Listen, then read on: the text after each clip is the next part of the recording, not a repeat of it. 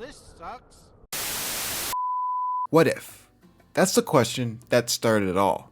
What if you could take control of your favorite football club, not just as a spectator, but as a mastermind behind it all? What if you can make the transfers, dictate the tactics, and build a dynasty from the depths of obscurity to European glory?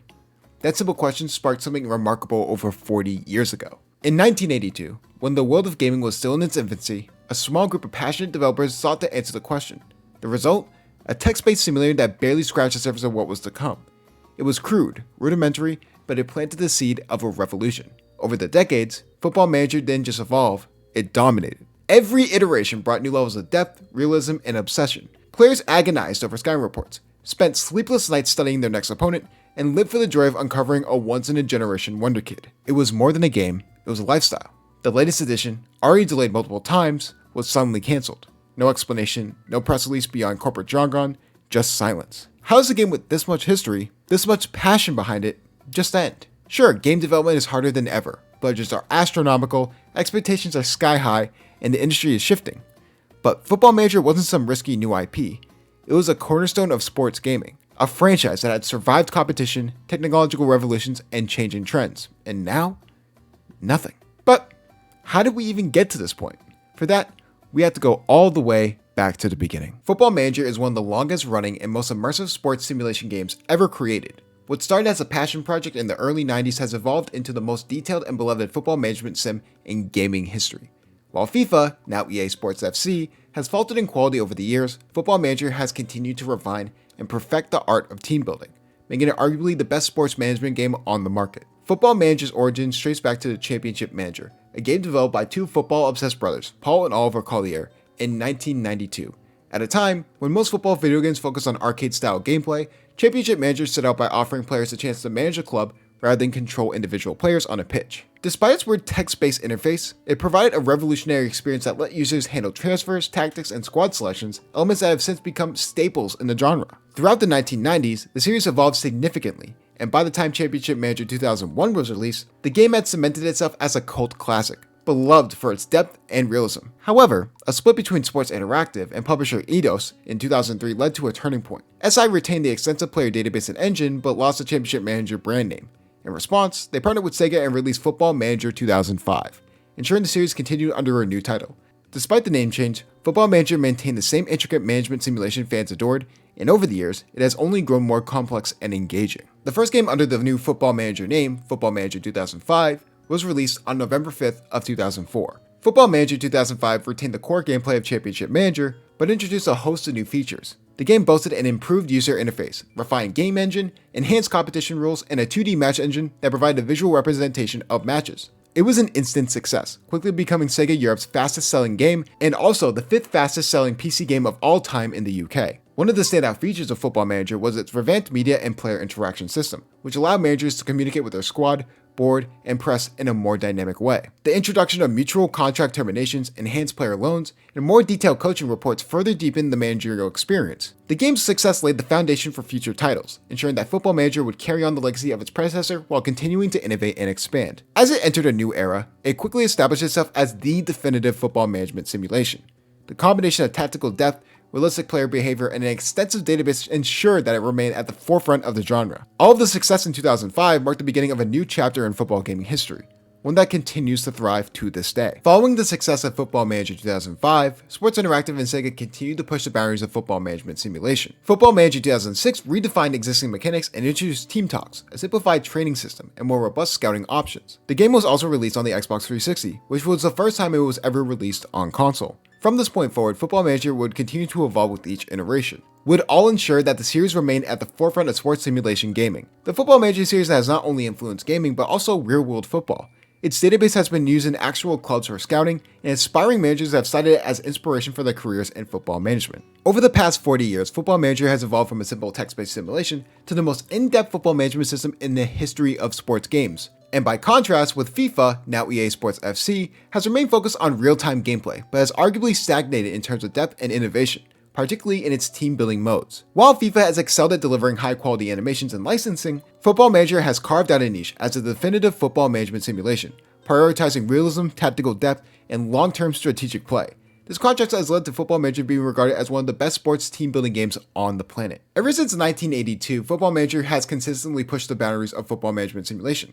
They've introduced stuff like realistic tactical control, expansive scouting and transfers, AI evolution and data analytics, 3D match engines, in-depth player morale and team dynamics, and also an introduction of women's football coming into the next iteration of the game. And this commitment to continuous improvement ensures that Football Manager is not just a game, but a true football management simulator, allowing fans to experience the complexities of running a club. FIFA, on the other hand, has focused primarily on real-time gameplay like we said, offering improvements in animation, ball physics, and graphics. However, in terms of team management depth, the franchise has struggled to innovate in meaningful ways, especially career mode. It remains far less immersive than Football Manager's long-term club-holding mechanics. There's also Ultimate Team monetization. I've gone through this with Madden, but FIFA has also prioritized its Ultimate Team mode as well, emphasizing microtransactions over strategic depth. You can't even open College Football 25 or EA Sports FC without immediately getting thrown ads about Ultimate Team.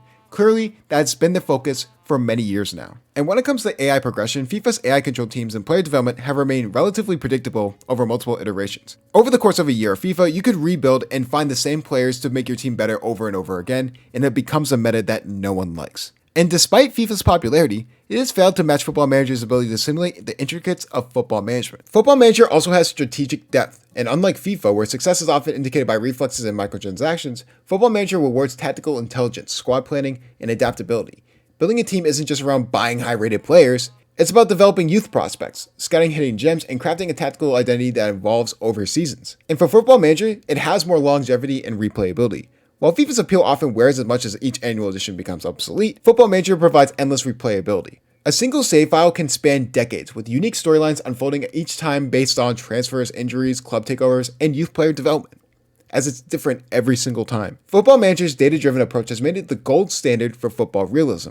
By contrast, FIFA often relies on predetermined stats and scripted growth for player development. For those like me who love going in-depth for football management, Football Manager is without question the best sports team building game on the planet. With each new edition, it continues to refine and expand upon its already deep gameplay, offering football fans a chance to live out their dreams of managing a club to glory, whether it's a powerhouse like Manchester City or taking a non-league club to the top. Football Manager provides an unmatched strategic and immersive experience that's different every single time. But let's get to the main part of why we're here in the first place. Why was Football Manager 25 canceled?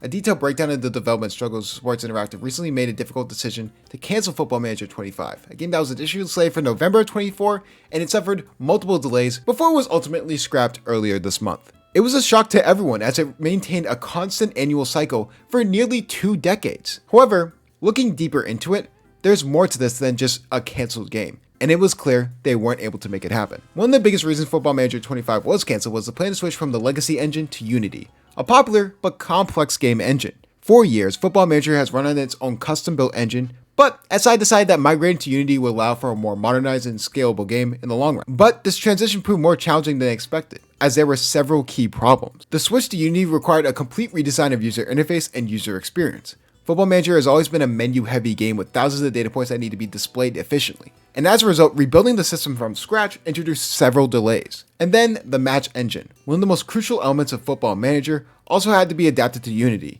giving the depth and tactical flexibility of simulation, ensuring realistic animations, AI decision-making, and flow of the monumental task. Developers struggled to replicate the same level of realism they had achieved in the previous engine. And then there were performance concerns, as early internal tests showed that Unity builds of Football Manager 25 ran worse than expected, with slower simulation speeds and increased hardware demands. Given that Football Manager has a broad audience that includes lower-end PC users, this was a significant problem. These technical struggles mean that SI was constantly behind schedule, leading to those multiple delays. There is also the overambitious introduction of women's football. SI has long promised to integrate women's football in the Football Manager, and Football Manager 25 was expected to be the first installment to feature it. While the inclusion of women's football was widely supported by fans, its implementation proved to be an enormous technical challenge. Football Manager relies on an extensive player database with thousands of real-life footballers, each with unique attributes, as the physical and tactical attributes of players differ from the men's game. To ensure authenticity, SI had to develop new motion capture animations and adjust the AI to account for different playing styles. This further complicated the already struggling Unity match engine that took them so long to try and fix. Also, women's football also introduced new league structures. International tournaments, and unique character progression paths, all which had to be coded into the game, and these additions significantly expanded the workload on an already overwhelmed development team. And while SI has always maintained that women's football was a long-term investment, the integration process has been an additional burden on a project that was already facing a ton of delays. And as the release date approached and delays mounted, SI attempted to streamline development by cutting certain features from Football Manager 25, including international team management, create a club mode, touchline shouts, fantasy draft, and in-game social media. But the problem is, these cuts were not well received by the community. Many players felt that this game would be a downgrade compared to the previous titles, making it difficult to justify a full price release.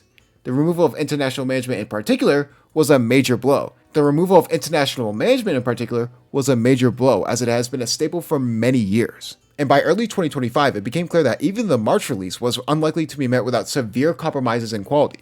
Release an unfinished game and face backlash from fans similar to the disastrous launches like eFootball 2022 and Cyberpunk 2077, or cancel the game and refocus on future releases, even if it meant breaking the annual release cycle for the first time in decades. Ultimately, SI chose the latter option, hoping to avoid long-term damage to the franchise's reputation. Despite the most recent cancellation of Football Manager 25, Sports Interactive has not abandoned Football Manager. Instead, they have redirected their efforts toward Football Manager 26, which is now expected to launch in November of 2025. Some key points that they were going to reiterate is that there was going to be more development time, the Unity engine will still be used, women's football will return, and also reintegrating features like international management and create a club. In conclusion, this was a necessary sacrifice for the future of Football Manager.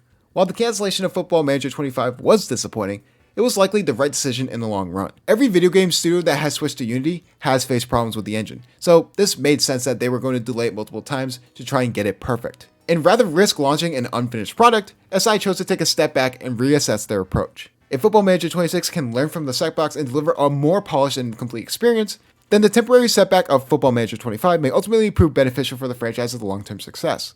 For now, fans will have to wait until November of 2025 to see what SI can deliver with Football Manager 26. And while people probably know that I'm a sports gaming fan, that I love sports games, I've been playing them most of my life, I've actually also been recently playing Football Manager as well, all the way back since Football Manager 22, and I've been having a really fun time with it. I always like the team building aspect, doing the behind the scenes work, more than actually playing the game. And if you actually play the game, you're probably into stuff like Ultimate Team and where they're robbing you blind, basically. But I really like it, and I truly do believe that this is the best sports team building game on the market, and it sucks that it got canceled, but after looking in depth on why it got canceled, I'm really actually excited for Football Manager 26. And yeah, it sucks that we're not going to get a game this year. I'm actually really excited for next year, but I hope you guys enjoyed the video. Make sure you like, comment, and subscribe, and hit that bell for future notifications, and I will see you guys next time. Peace.